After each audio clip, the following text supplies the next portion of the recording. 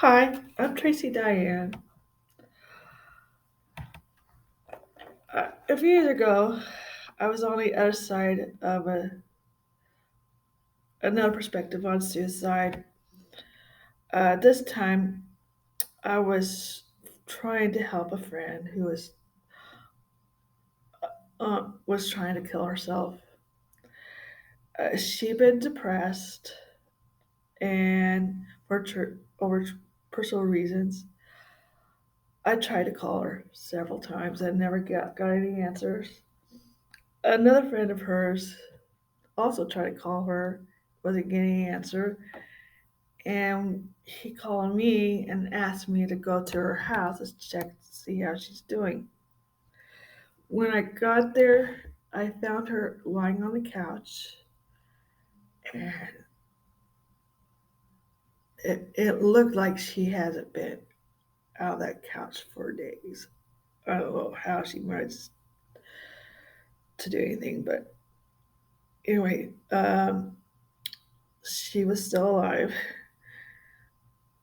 but she was trying to drink herself to death. I spent probably about 1.5 days, I believe it was, trying to help her. I didn't, I mean, I stayed with her the whole time. Uh, I, I spent the most of the day time to try to get her mind off of lying to herself. We talked, we sang. There have been times she would like insult me a few times, but I knew that wasn't her. That was the depression and alcohol that's talking to. I mean, that's where that's coming from. I know it wasn't really her. Um,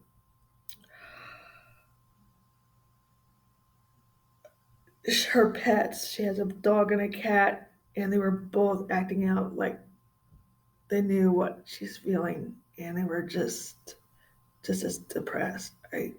I think the cat tried to help, but she couldn't. She wouldn't respond, and but she did notice that the animals were depressed, and she was concerned about them, but she wanted them out of the way so that she could stay in her misery.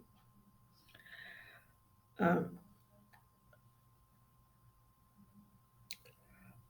a friend of hers did the one that called me came over and we tried to talk to her and we tried to help her to get some help. I've there have been a few times she tried to put things around her neck or something, and I or razor blades or whatever. I fight her off of those things. I try to get her out of the way so she doesn't hurt herself. And uh, there was hardly any food in the house, and there were just scraps. And while the friend was over, her male friend was over, I did manage to go out to get some yogurt to help, get some nourishment in her. And this is something I've never done before. Trying to help somebody like this is very tough. Uh, for those, well, it's hard to see your friend suffer like that. Uh, while I was out getting yogurt, I had to go back. And this time I felt like some energy, uh, some spiritual energy that came around me and helped me through this thing and, and helped me say the right things to her and do the right things for her.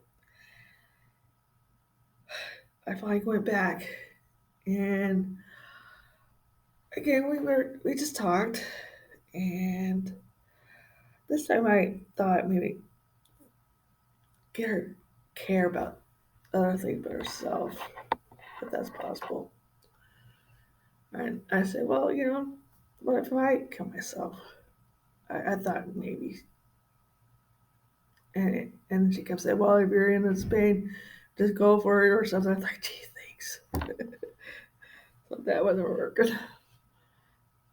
And at some point, I did remember my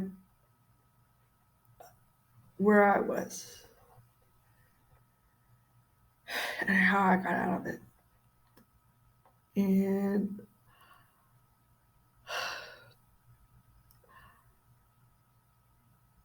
I told my when I back in '87, I told my uncle about what I was planning to do. It was a time when there was a big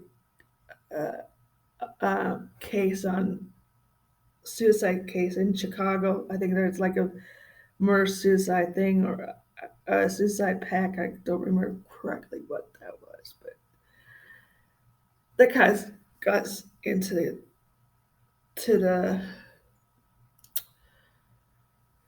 it broke it was a leak or it was a what's the best way to word it? Bridge the gap to talk to my uncle about what I was planning to do. And, and the way he responded, it was like immediately. I mean, he like oh my god. I would say I never had someone that seemed to care that much, and that made a huge difference.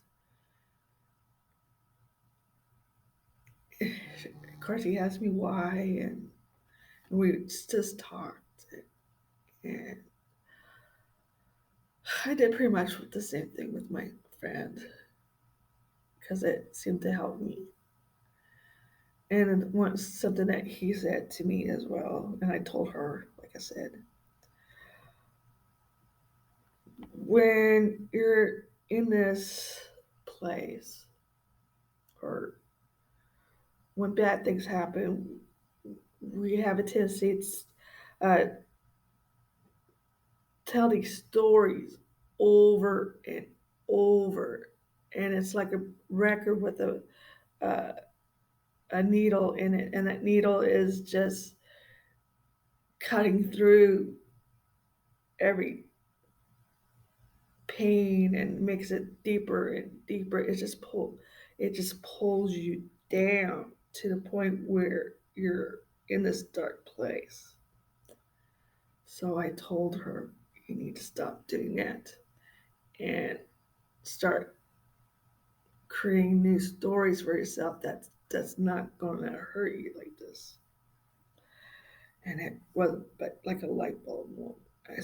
And then I said, my uncle told me this, and it made me felt like I cared, like a caring manner. I said, friend, I care about you. Your life mattered to me because I want you to live. I want you to live. And for those who feel this way, please, I want you to live. That's why I'm doing this. I know it's hard. And if you, there'll be more videos on this. I'm not sure how many more, but I know at least one more. Um, if you need to talk to somebody, please call 911 or call the hotline that I put down below in the description box. Please do call, get help. And for those who don't understand, I hope these videos will help you to understand what a person is going through. And I know it's hard to to be on the other side of somebody who's trying to hurt themselves, but you don't let them die. I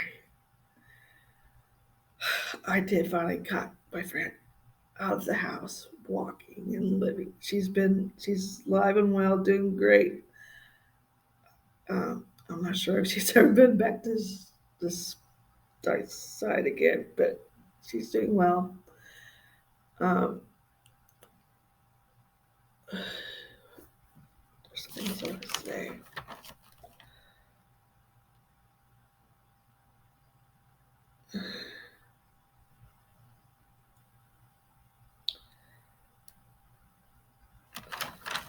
Sorry.